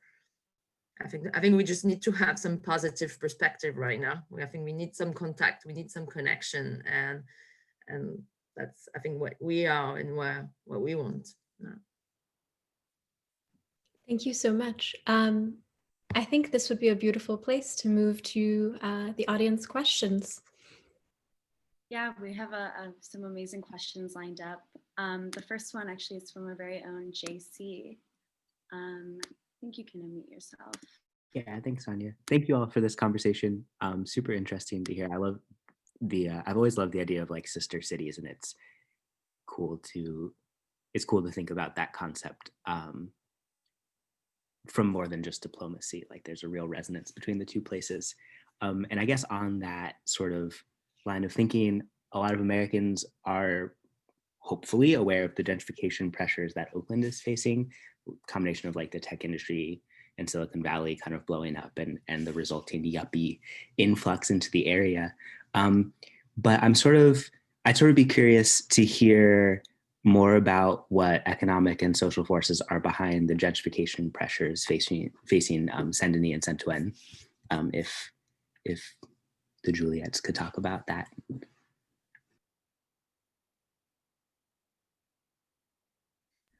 Juliette, tu veux? As you want. I didn't get exactly what you want to know about gentrification, how it is now, you mean? I guess, yeah, what are the sort of forces behind it, the economic and the social forces that are driving the gentrification in the suburbs of Paris? It's really hard to say for the moment, but this is sure that when Main-d'oeuvre was 20 years ago in this neighborhood, the neighborhood was really different, and now, of course, but it's also because Main-d'oeuvre is really close to Paris. It's really in the border of the peripheric. But Saint-Denis, for example, is still really a city that there is a lot of poverty and that we can't really speak about gentrification. I don't know how you can explain that, but I think that we are part of it, and also a way to make it more diverse. But I don't know exactly how to. Maybe Juliette, you can speak more about that. I think that was part of the discussion. How do you describe gentrification? What can you define, and how do you look at what happens in Oakland and what happened in, in Oakland? You could look at the tech process, but also the cannabis production, and what happened with after the legalization, and in the East Bay, in Saint-Denis, it's starting as Juliette and Simón said, but it's also it's a mix of different trajectory, and you have thinking about the 2024 Olympic Games. This is that will be the part of the discussion. This kind of huge event, it's a huge opportunity for the territory. There has been, you know, years of negotiation. So it's an opportunity, but it's also a huge threat for the local, you know, local communities who have been there for, you know, many years, who are not involved in the process of this huge event. So I think it's always the discussion when you're talking about gentrification and how to explain the process of a development of a cities, which is something, you know, that we see in many different places, is how you can look at the same process as opportunities and strengths, and where do you put the where do you put the criteria, and where do you put the forces to make sure. And that's something that it's you know, Juliette also mentioned the development of a huge public transport network. It's more than nearly 60 new stations all around Paris. So right now, when for local, you know, for two cities, for the suburbs, it takes maybe like 1 or 2 hours to go from one city to the other, because they need to enter Paris to go to the other, you know, the other cities. With this huge network, which is an incredible opportunity for the, you know, for the people. It's another opportunity to get some job, you know, in the other cities or whatever. It opens new windows, but it also creates, you know, this trend about how the city is gonna develop themselves for the upcoming years. So I think it's and part of the discussion that we had in this cooperation project is like, what is the role of the artists, the first gentrification? I don't know, you said like are they involved in the gentrification of the territories? And let's talk about it. That was, you know, we just need to face and see how we can discuss about this, and maybe just to see how we can talk about gentrification. It's how to make, you know, all, you know, population who are living in the place and new population talking to each other. How do we create the you know, the opportunity for this dialogue, for people just to know each other? And I think that is, you know, at the center of the discussion. And I just add that, for example, the project we made with the real estate co-ownership is also this kind of a question, that how can we keep the diversity that we have in this city for the moment, that it will not disappear with a huge event. And it's also the way we work for the European Capital of Culture for 2028. It's how can we keep this diversity and not becoming the corner of some finally common spaces, that we can keep them in the city. And how can we do it all together, that be sure that it will not disappear, for example, and that is not only one, but make maybe 10 or 20 for one city, that we can support being there for years and years, forever. Great, thank you both. For that wonderful question and those answers. Our next question comes from Lynn Crawford, and you should be able to unmute.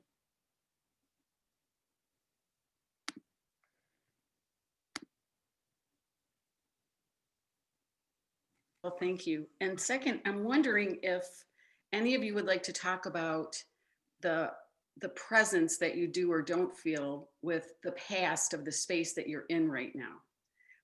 Especially given that humans can't interact currently. Sometimes that takes people to the past or the future. And I'm just wondering how that past informs your programming and the decisions that you make. It's for any one of you.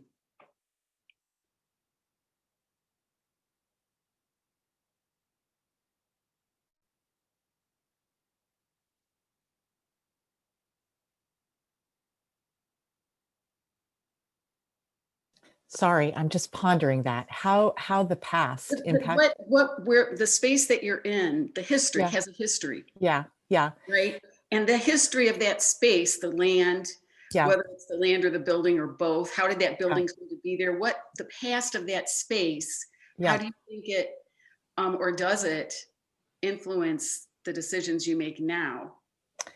I mean, I can speak in our case because our building is a historic landmark in Oakland. And, you know, it's really seen again as one of the icons of American museum architecture. It was a radical departure when it was designed, because it is not the grand museum, you know, with the staircase and the marble pillars. It was intended by Kevin Roach, the original architect, to really be connected to the surrounding community. Almost his vision was that that would be a kind of second civic center or would kind of, you know, anchor a second civic center in Oakland. And so the architecture itself, the brutalist architecture, the way it was designed to be truly a reflection of the museum, of the people, where we're located, you know, across from Lake Merritt, we're next to a large convention center, which is being redeveloped in Oakland, or plans are underway. A huge 1910 original city's convention center is right next door. We have a community college across the street. We're a block from the BART station. So we're thinking a lot. I mean, the whole garden project that I described was about thinking about how do we better connect with this neighborhood as it was intended to be, and also where it's going. And I would say the last piece about the land itself, interestingly, we're a Museum of California. The design had, in the landscape design, we had no native plants. There was no way to really tell the story of California's natural environment in our own gardens. And so that has been a big part of rethinking our past, to say, these are incredible gardens, it's a great asset, but how do we bring it up to the current, you know, not only environmental standards, but be able to tell a story about our world and what lives here and what grows here, and California's biodiversity with the plants. So I feel like we're always having this conversation about, what was this building intended to be? What is its history? How do we tap into that? But actually, how do we take it in a direction now that leverages it in a different way than maybe happened when we were founded? So great question. I could also jump in, not from the perspective of somebody who owns a space, but from perspective of a company that creates artistic projects inside specific locations and in public places, and really imagining that every time we do a piece in a new location, obviously we start with historical research of that space. What does that mean? What is that place? What's already under us in that place? And to give one recent example from one of the projects around the Spaces project that we're doing right now, is a piece that we're slowly beginning to develop on the island of Mozambique, which is a small island which used to be the capital of the country of Mozambique. And it was also one of the biggest slave ports of Eastern Africa. And we just got an incredible invitation from folks to go and create our Spaces project with local stories, with local musicians, with local dancers on the island, and really collaborating with folks there. And for us, the first thing was to visit the Museum of Mozambique, which incredibly, when you walk in, you don't walk into Mozambique, you want to walk into Portugal. And it was really fascinating and violent in a way, to feel how a lot of the ways that history has been captured was through colonizers' perspective, and not at all from the local population. Literally, the only things you found that were from the island of Mozambique were the snack bar.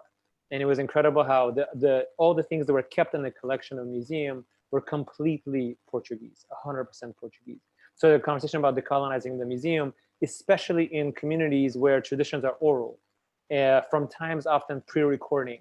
So what does it mean to create collections in public spaces that have oral component to them and have people's component, instead of physical items that might have not actually told the story of the local place? So we're trying to find a way for storytelling to have that role today in our work, but we also have another piece that we're creating, which is an adaptation of Chekhov's The Cherry Orchard in a contemporary post-colonial context of Europe, in the question of who owns Europe today, which we're creating in this beautiful chateau in northern France, in Picardy, which has been there for 800 years, the chateau. So what does it mean to ask questions of who belongs in Europe and in France today, in post-colonization, in post-migrant crisis conversation? So what does it mean to do the research of the space, but also think of what stories should be there at the moment instead of just in the past?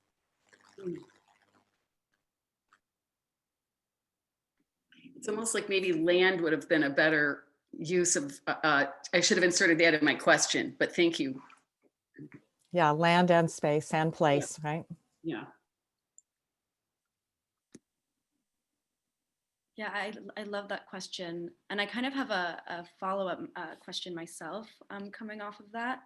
Just thinking about the idea of, what you were just talking about, Simón, like the importance of art and storytelling for space making, and thinking about art as a kind of disruption against gentrification, or you know, the idea of curation against as a disruption against like a colonial narrative.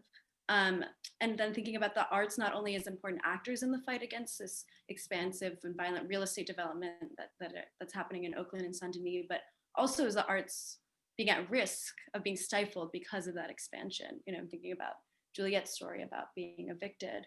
So it seems that artistic intervention and disruption are some methods for both placemaking and also pushing against the encroachment of capital through real estate development.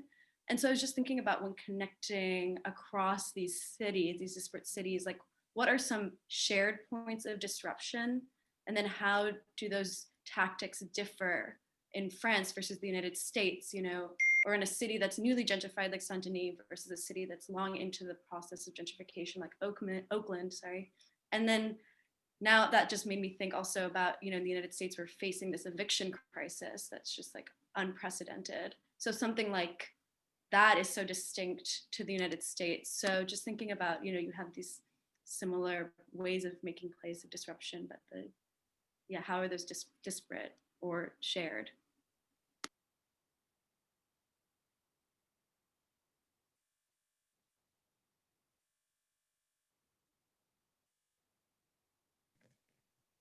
I can jump in real quick to start. One thing is actually and Juliette Donadieu brought it up already a little bit, is what's the role of artists and art in gentrification?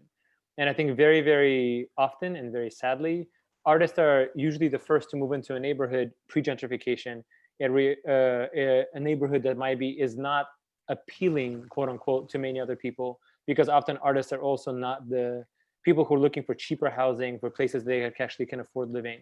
So if you're thinking of many, many neighborhoods in New York, if you think many, many neighborhoods around Oakland, artists were coming in often educated, often privileged in their own background. Not always, it's very much not always, but often. And in some ways, real estate agents actually push that because they realize that artists soften up the neighborhood for others afterward, and they push up the prices. So that's something that artists, first of all, need to be very conscious of and understand. And often we kind of want to ignore that, like, oh no, but that's not me. Yes, it's all of us doing that, because that's just also a way of life. And what happens down the line is then the prices go up and up and up, and artists are actually pushed back out of the neighborhood and then end up having to go to another neighborhood, and the same process repeats. So I feel like it's something that we brought up lightly in this conversation, but I think that the role of art in gentrification, and if we create spaces in our communities that are rent stabilized for artists, rent control for artists, spaces that are designated for the arts, that process might actually repeat much less, because artists will have a stable place to be in and not be forced to leave constantly and recreate themselves in other places. For example, Oakland and the Bay Area in general, where I lived for a majority of my life, most of my friends are no longer there. Most of them pushed out, whether it's to Sacramento, to Los Angeles, to other places around. So what does it mean to people that keep having a role? And the other thing you brought up, I want to just talk a little bit about, for a second, about the idea of belonging. I really feel like if we don't feel like we belong in our city, we don't engage with our city. We don't engage in our city. We don't feel like we have a voice. And I think it's been a really violent tactic in the last 4 years by the current administration in the United States, specifically around communities of immigrants, around communities of documented or undocumented, because all of a sudden those communities feel like they don't have a voice, so they silence themselves. So the censorship becomes self-censorship that's coming out of policies that are happening on a larger level. So I do feel like artists and arts organizations have a role in playing in creating spaces for belonging, creating spaces for communities to have a voice and express. And it could be something so simple as in people are invited to share a meal together, and possibly there's an artistic component or not that's created around it. But what does it mean to actually have spaces for us to come together, create a shared belonging in our cities, around our cities? And then after that, I feel like we can grow and do a lot more things. But I really, really believe that if we feel like we don't belong in our city, that we silence ourselves and we don't really engage further. You know, it makes me think when you just said a meal together, you know, I put in the chat that it was 4 years ago yesterday that the Ghost Ship fire happened. And one of the images that I showed of the exhibition, Oakland, I Want You to Know, a lot of the video work for that project was done by an artist who lost his life in the fire. And it was, I knew that the Oakland Museum was kind of in a different place at that moment than perhaps we'd been in the past, when the community came together to grieve at the museum that Friday night and really sharing in, in the mourning that was happening. And I think, I see our role, I wish I could figure out how we could actually take a more active role in combating gentrification and displacement. But I think what we try to do is actually to make really visible the history of our city and where it's been, what the stories are. I mean, we try to think of it as not placemaking, but placekeeping. And that there are rich stories in this city that, whether you've been here a long time and you want to tap into that, like the Black Panther story, or if you're a newcomer and are part of that wave of people that's coming, you need to understand this place. So that's kind of in part how we've thought of our role in this moment of tension.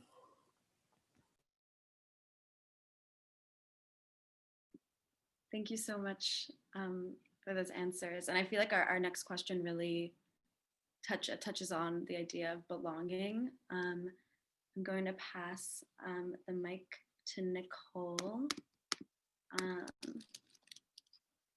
Be able to unmute. Hi, how's it going? I'm actually joining you from Ireland, so I'm not connected to any of these places at all, which is what has me really interested. It's a very, from what I'm getting, I had to step out a couple of parts of the discussion, so I hope I haven't missed what I'm about to ask and wasting anyone's time, but it seems very localized project and that you really get connected to the places and a very big sense of belonging. And it's really makes me think of our capital city in Ireland. Now, Ireland is tiny, it's so small, but our capital city is being gentrified so much, and so many cultural hubs and places that are so important to the people of Dublin are just being demolished and made into plazas for hotels, and it's just completely wiping out all of the reasons that you'd even want to come to our city and to experience what we have to offer. So a lot of this discussion has actually made me really want to do something about it, I guess. I mean, I obviously want to do something about it anyway. And there's a lot of people that are very, very frustrated and very angry about what's happening.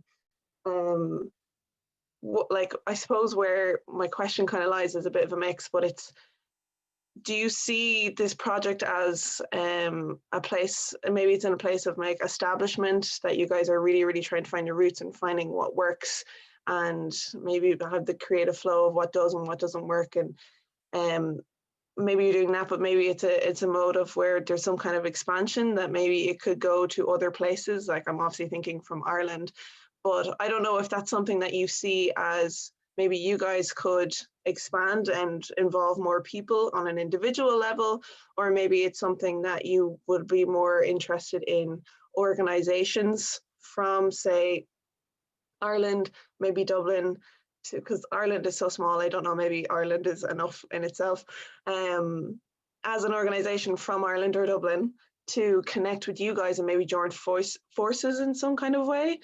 Or perhaps you might see it as your project is kind of a springboard or a roadmap that you can look at and get inspiration from. Where do you see the potential for expansion, or how do you see that happening, is basically kind of my answer to my question. Thank you, because this is exactly where we are. We think that the next step is to enlarge conversation, to continue to keep going with the conversation between the two cities, between Oakland and Saint-Denis, but also to enlarge it with other cities. So we started already, discussion in the US with other places. So in Chicago, in Detroit, but also in France, in different places, and the idea, the next step will be with other cities in other countries. So Simón said that he was, already going to New Delhi and to other cities, but this is exactly where we are. So the way we want to share it is, this kind of dialogue takes time. So it's already just to share all the materials that we put together and the methodology that we develop together for this international and transdisciplinary dialogue, and then to have this more like this international collection of projects that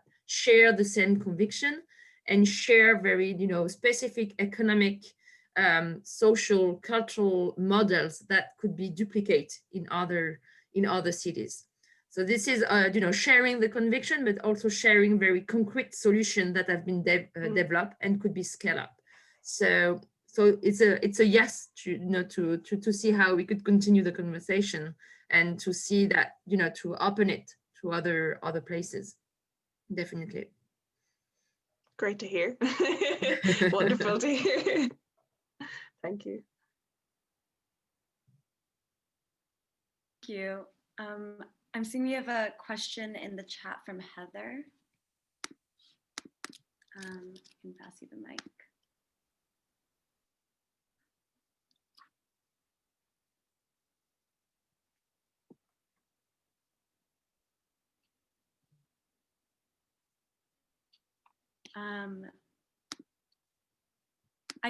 I can read out. Oh, I see. Sorry about that. Missed that.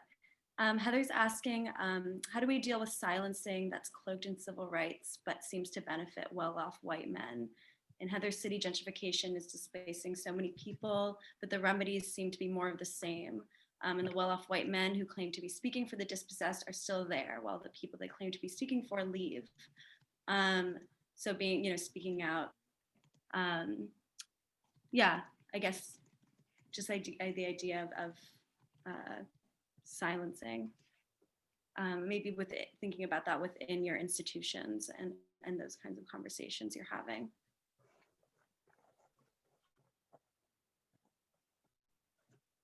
I think that was part of the discussion. I think it's starting from ourselves and our own structure and institution. And I think that we need to change, the way we organize. We invite, we discuss about the decision making and how to make sure that from the decision making we invite the different voices. So I would say that we are all concerned, and there is no single, the embassy, the diplomacy needs to do this journey, and I think the different cultural institution, I think we, even in France, in the US, and I think everywhere, we need to do it. So I think it's also thinking about how to do it, how to start it, and it's going to be long. But I think the only thing that we can is to try different way, to try different process about, Simon was saying, like having a group and meeting every 2 months to discuss. It could be also to think about the recruitment of people inside the structure to leave space for people who just you don't know, and you are ready to be surprised and to be confronted to something that you just don't know. But I think it's like talking about the process even that we took from the Oakland Saint-Denis. It's a long process and we are not there. It's still, we still have this conversation every day with the different partners. How can we open up? We know that, we don't have all the people around the table. We don't have all the communities around the table. So how do we step by step involve and invite them to be part of this? Thank you, Juliette. Our last question comes from Fong Bui, our publisher at The Rail. Passing the mic. Thank you, Anya. Thank you for a very useful, important conversation. Laurie, Juliette, Simón, or Simon, and Malvika, and also everyone else here. I think we sort of go back further from that whole necessity, how artists or any creative individual, first thing is really leaving your home. That's always been the case with any creative individual. So I just reminded not long ago, I reread Dory Aston's great book. It's called New York School, Cultural Reckoning, where she quoted Franz Klein, one of the abstract expressionists, who once say that artists live where dogs die. and it's very similar to how Samuel Beckett came to Paris, partly because he wanted to work for Joyce, who already been there with the turn of the century, part of that bohemian life in Montmartre, with Silver Beach, with Gertrude Stein, and of course Picasso, Braque, Modigliani, endless other. But the idea is that the significance of location shift is always the condition of how artists have to address, how to adapt. And it's very interesting. I think in the last decade, artists have played a greater significance in learning how to mediate with landlords, with different organizations. You can see that in England recently, the Assemble group that have managed to bring together architecture and design. It's partly social activism and an urgency of do-it-yourself sensitivity. And I feel there's more of that happening now. I just recently interviewed Theatermaker for his show Gauguin, and that's a good episode. I mean, I can name others. Obviously, we have the Saint-Ouen Art Village in Beijing, and other places like what you are doing now. So my question is very simple. Is there any artists who have incredible entrepreneur skills or particular sensibility to deal with all this on your board, who involved in your collaboration at the moment?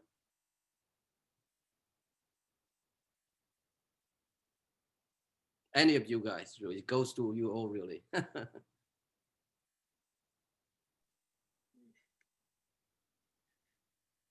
I would answer that there are diversity of profiles, and I think that that makes the the conversation and very interesting. You have some who doesn't want to be in connection with those type of communities, and you have other already engaged, a lot of dialogue with them, and I think we want all of them to be part of the discussion. And if it's when we had the group in Saint-Denis, we discussed about this, about also the risk of instrumentalization. I think we just of artists in this conversation about whether they are not there to solve all the problem in the city. So it's this kind of discussion, and I think it depends on the artist and what they feel and where do they want to be in this. And so my answer would be, we have many different profiles, and that's exactly what I think it's interesting, is just to have different point of views, and not I don't know if I really answer your question, but I'm trying my best. Well, I mean, I think I can make it more clearly. In other words, so Saint-Denis and Oakland, is there representation from the artist, community, respectively, who would be working with you? In other words, instead of all of you who have this aspiration to generate this amazing cross-pollination of two different cities and the culture from one to the other, but I'm asking whether a representation from the artist community of each city who actually physically, psychologically, bureaucratically speaking, are involved in the process, instead of you all mediating without them being part of the dialogue. I don't mean the dialogue when you control, when you set the date and they invite them to come and hear and listen, but the one of them perpetually always part of your decision making, because an artist has been taken advantage for so long. So I think it would be wise to have some of the representation from both cities. Not all artists have the skill to do this. So I just want to make that clear. Artists, for the most part, are solitary being. Very few have learned how to mediate this social skill and able to do their work. So this is a very simple question. Thank you. I can maybe jump in a little bit, but I'm also coming from the perspective of an artist, not necessarily the perspective of a company or organization. So for us, for our company, yes, entrepreneurship is important. And for every single piece that we're working in Oakland and Saint-Denis, we're very much working completely, as I said earlier, having local artists from both Saint-Denis and from Oakland at the decision-making table with us in the first place. So we have the key choreographers from both cities. In Saint-Denis, it's Gabin Nossier and Sandrine Robin, two choreographers from Saint-Denis. Gabin, who is one of the hip-hop pioneers in France and in Saint-Denis. In Oakland, California, it's Sarah Kroll, who is the now emeritus artistic director of Destiny Art Center, has been a choreographer and kind of a heart of Oakland for over 30 years. And then working with musicians from both cities, working with storytellers from both cities. So for us, involving the local artist is not step number one. It's really, really the heart of the work. So there's no way we will be speaking about the projects and everywhere for the Spaces project specifically, but for every piece that our company creates, the first step is always connecting with local artists and local organizers, local community members, local associations. So that's the starting point for us. Well, that's terrific. Yeah, I just want to make, I follow up a little bit because I sit on several boards, and one of the board that I sit on is, to me, it's probably the best artist residency in the East Coast. It's called Shop Volantes. It used to be called Morigua Shop. But when we lost our lease in Tribeca and we moved to Dumbo, and David Volantes was our landlord. So many years we paid the rent until we could no longer pay the rent. So the idea was to approach David and Jane Volantes, whether they would lend their name so it would merge.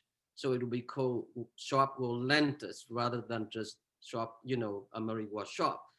In return, their name will be immortalized and we don't have to pay rent. So that's the most important thing among the other nonprofit that I'm involved with. So I've been trying to use that model, wealthy, powerful landlord who can give back. So I'm working on 3 different residencies at the moment. So anyway, I thought you might want to know. It's a good thing to know how to inspire people instead of making them feel guilty, Exactly. And I think it's just to present different models that could be used, for real estate developers, and that we identified different ones from France and from here with very concrete, the time things. It's a very also, the time investment in and how the rent, the economic model, the land. You have very different, opportunities to create a path to ownership. And I think what we need what we want is to present to the real estate, to the people, to the people who are making the decision, the different possibilities that they have in front of them. And, several ones exist. So we just need to share them. Yeah, that's it. Thank you. Thank you. Thank you everyone for your questions. And now we're going to transition towards closing. At the Rail, we have a tradition of ending lunch with a poem, and we've carried that into these community events. Today, I'm thrilled to welcome our Poet Laureate of the Day, Farid Matuk, to the stage. Farid teaches in the MFA program at the University of Arizona and is the author of the poetry collections, This is a Nice Neighborhood and The Real Horse. His work has been supported with grants and residencies from UC Berkeley, the Headland Center for the Arts, and the Lannan Foundation. Matuk's book arts collaboration with Colombian artist Nancy Friedman Sanchez is forthcoming in 2021 from Singing Saw Press. And you should be able to activate your mic. Hi, everyone. Thank you to the Rail for hosting and for cultivating this practice of including poetry in these conversations. Is my mic okay? Okay. So I wanted to choose a piece that would honor the work and the conversation that's been had. So I opted for a piece I wrote in response to, I'll share my screen here, to this image. So the image comes out of a show, I'm reading from a description here, a show challenging conventional understandings of public art. Culture in Action in Chicago had a new social agenda and reworked what an exhibition of contemporary art might be. Through 8 projects by artists initiated in the early 1990s and developed in collaboration with local people, the intention was to engage diverse groups over time, in addition to the visiting public in 1993. So again, the show was called Culture in Action in Chicago. The particular piece, and I apologize for the low quality reproduction, the particular piece that I'm showing you is called 100 Victories, 10,000 Tears by the artist Daniel Joseph Martinez. And it was included in my first poetry collection. So the image got me thinking about the Agora in ancient Greece, the public square. And I'm going to read you the poem that came out of that. It's a bit of a story in verse, and it combines two sets of figures. One is an animated cartoon from Japan from the 1970s that was set in Italy. And the cartoon followed the adventures of a little boy named Marco and his monkey, Amerio. Marco's mother emigrated from Italy to South America, only leaving him a note. And so he goes searching through the world trying to find his mother along with his monkey. The other set of characters are children who live at the border between Mexico and the United States. They, you know how you can huff paint to get high? So they huff metallic paint in paper bags and get high. And what was interesting to me about that practice is that the archaeologists studying the oracle at Delphi have learned through a chemical signature left in the cracks in the rocks that the oracle was inhaling gases that were naturally emanating that had the same chemical signature as the active ingredients in this metallic paint that gets these street children high. So I wanted to think about what would happen if you reframe forgotten, marginalized, disrespected folks as sites of wisdom. And really what's at stake in bringing these sets of characters together is thinking about not just the histories of a place, but how reframing what seems to be in front of us can change a meaning. And also what's at stake in belief? How do we believe in the histories, in present stories that we tell about a place? And how do we believe in the stories that we tell about ourselves? I'll actually begin with an excerpt from a brand new poem by the poet Brandon Shimoda, who's a friend of the Brooklyn Rail and my friend. I'll read the first 2 stanzas. The bell rang all night long. It rang all night. No one slept, but listened to the bell, did not listen to the bell. They were framed by its empty urgency. Brandon Shimoda. This piece is called South Side Free. An involuate leaf rolled inward from its edge as a gear. Look next time, and it'll trumpet the night for you. Advice to which Amerio tried to listen closely, but there were precise vectors of bats and a new timber of dock traffic coming up through the planks as out went the fishing companies. Anyway, Marco was always teaching, as Amerio was only a monkey. Things were lining up. Rich, lucky, long life. Rich, lucky, happy. Printed on the matchbook of the Chinese bar. Imagine the other books piled at the factory Marco said. Mountains with little fires stapled in a mineral vein of phosphor. Light one now. And the monkey did, forgoing the usual arguments. Through this, Marco sat against a mooring, tucked his knees in his arms, making the nest where Amedio hid, sometimes breathing up on his master's neck, as the animals in the manger had warmed the baby Jesus. Allowing this, the matches the hidden monkey flung alive into the black water looked like sparks from the boy's heart leaping toward the ventures of the fishermen, as the fishermen, looking back, took them. Pass me the tea bladder, flushed the words from Amedio's pink face. I'm thirsty. So the night went between matches and rounds at the cap bladder filled with mother's wildflower tea, while in a corner of the scene, a witness was being born. Aurora huffed the gold paint, so leaving the ranks of curbside sales children.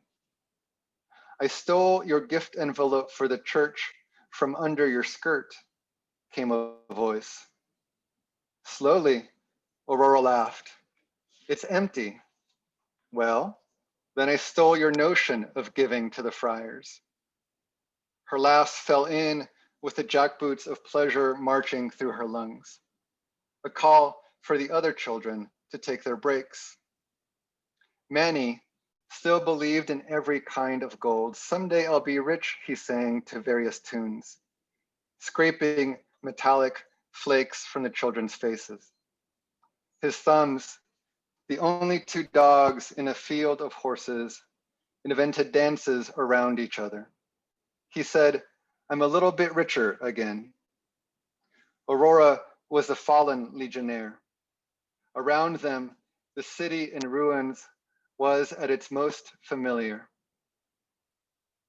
Overhead, Marco and Amedio upgraded to first class. Fuselage, pretty as a day.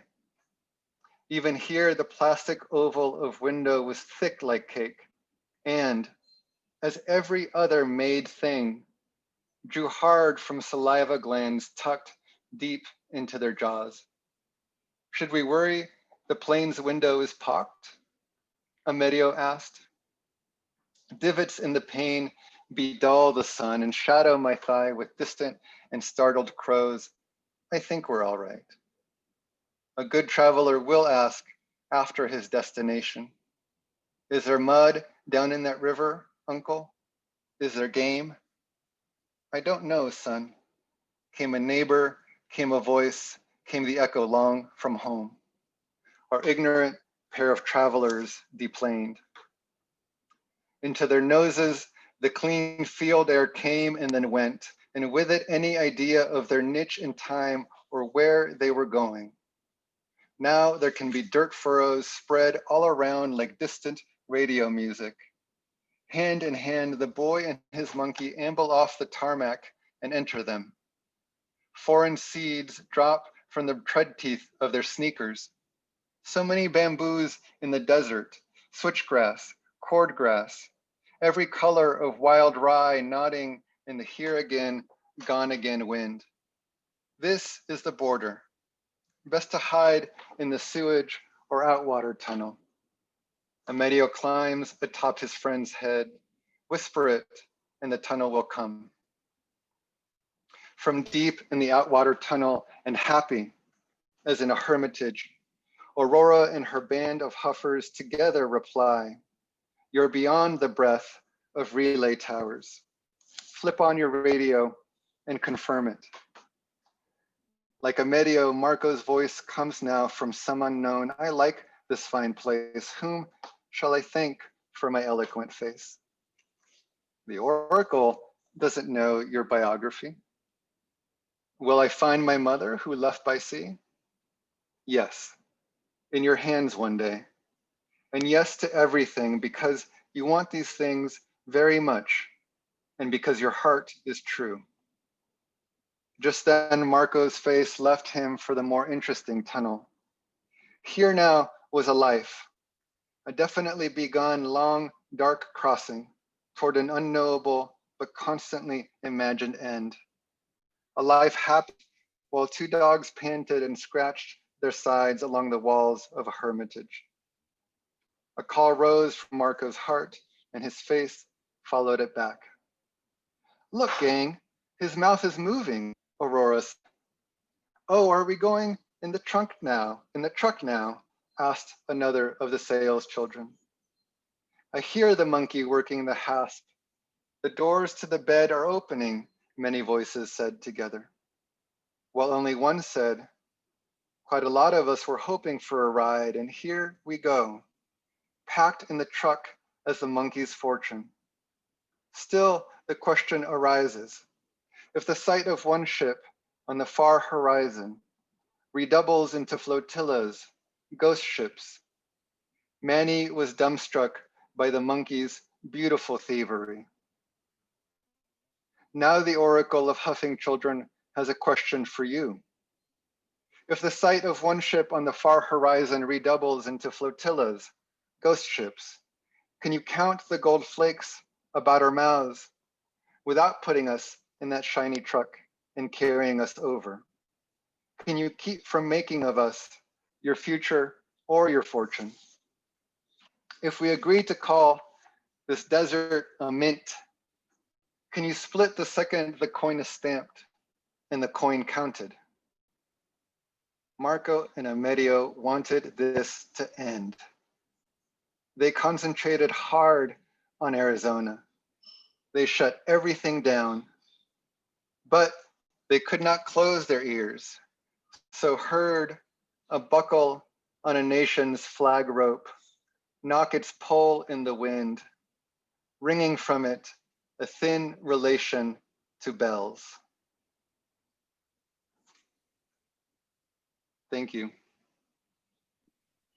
Thank you so much, Farid. That was beautiful. And thank you, Juliette, Simón, Lori, Juliette, and Malvika. And thank you all who tuned in today and everyone who asked questions during our Q&A portion. This has been such an incredible conversation. And before we go, I just want to mention that this October marked the Rail's 20th anniversary, and we're going to be celebrating that anniversary all the way into 2021. So please consider making a year-end contribution to keep the Rail and our special projects free, relevant, and independent. Projects like this one, Common Ground, like our new social environment lunchtime series, and our We the Immigrants project. You know, every amount matters to us, and our goal is to double last year's participation and reach 500 donors. And I'll put some information in the chat for more information, or you could ask one of our team members. And you can join us tomorrow at 1 p.m. for a conversation between David Opdyke, Lawrence Weschler, and Maya Wiley on the climate crisis and this land. And we'll conclude, as always, with a poetry reading from Alison Hedgecock. And that will be at 1 p.m. right here on Zoom. And you should now be able to unmute your microphones to say goodbye. Thank you so much. Thank you. Thank you. Thank you so much. Such a great conversation today. It was wonderful. Thank you so much. And thanks, Reid. Lovely to hear you read. Thank you so much. Phenomenal. Thank you.